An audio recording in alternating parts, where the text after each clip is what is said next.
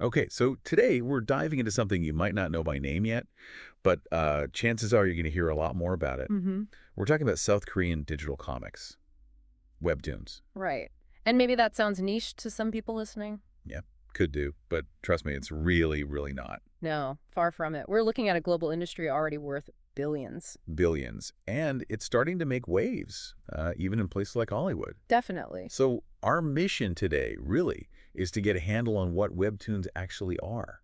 Why are they exploding in popularity like this? And what does that growing influence mean?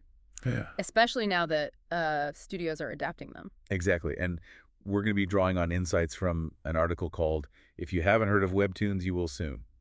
Makes sense, right? This seems pretty fitting, yeah. And just to underline that scale again, it's huge. This whole thing started in South Korea, but it's a multi-billion-dollar global thing now. That kind of money definitely tells a story. Okay, so let's break it down. For anyone listening who's thinking, okay, comics, I get that. What makes a webtoon different? Right. So the key thing is how they're made and how you read them.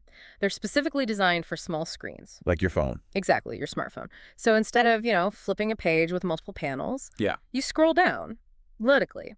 And each frame, each moment is designed to kind of flow downwards. Okay, so optimized for scrolling. Precisely. The format itself started way back in the early 2000s, actually. Oh, really? Yeah, but it's really blown up more recently. It just fits perfectly with how we use our phones all the time now. That makes sense. The tech didn't just deliver it kind of shaped the art form itself. Mm-hmm. So let's look at an example to see the impact. The article mentions solo leveling. What's the deal with that one? It seems huge. Oh, solo leveling is a perfect case study. It really shows why these things connect with people globally. The basic story. Well, it's a pretty classic hero's journey, You've got this main character, Sung Jinwoo, starts off really weak, like bottom-tier monster hunter. Right, the underdog. Exactly.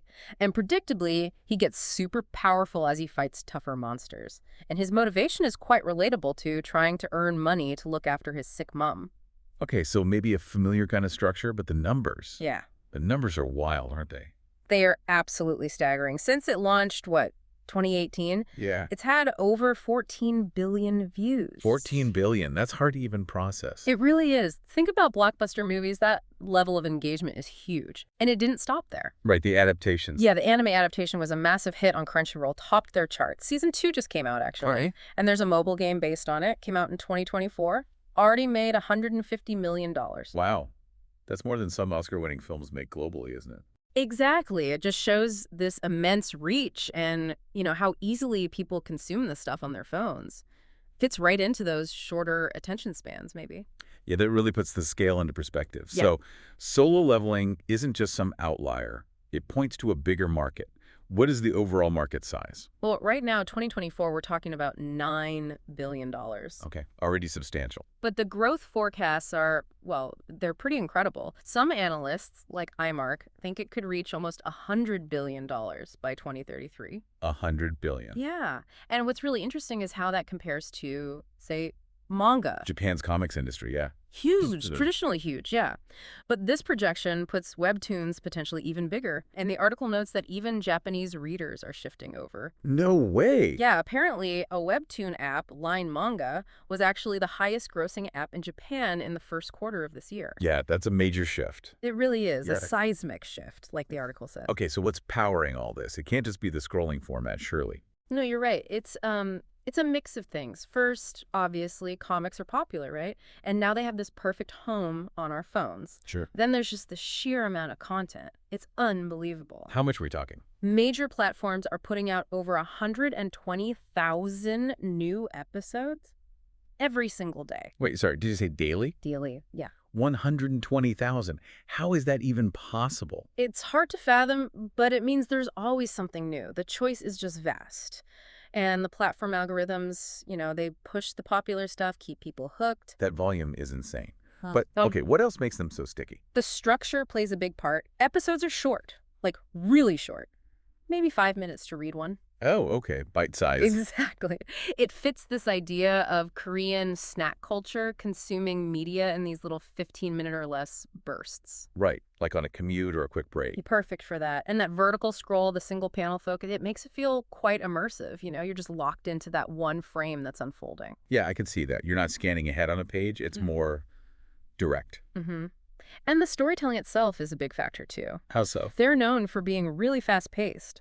Lots of constant crises, cliffhangers at the end of every short episode. Like old school soap operas, kind of. Keep you coming back. Exactly. That kind of serialized drama feel leaves you wanting the next installment immediately. And that's not just for action stuff. No, not at all. It works across genres. The article mentions a romance one. I've Fallen for the Empire's Greatest Villainess. Millions of views. Great rating. It uses that same sort of cliffhanger pacing, even with familiar romance ideas. Interesting. So it's that cycle of crisis and maybe resolution that keeps people scrolling. Yeah. Perhaps it's even more addictive in that format.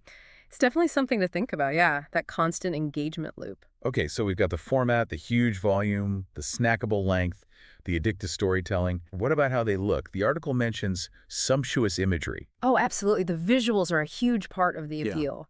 Because these platforms are pretty open, artists from anywhere can upload their work, so you get this incredible diversity of style. So not just one look. Not at all. You see stuff that looks maybe like classic American comics, but then other things that are really experimental, total unique aesthetics. Can you give an example? Well, Lore Olympus is a great one. Yeah. It's Greek myths retold. Super popular. 1.4 billion views. Wow. And visually, it's really striking. Very vivid colors, this kind of distinctive airbrush look. It just pops off the screen. The art is definitely a major draw. Okay. So, massive popularity, global readerships, stunning visuals.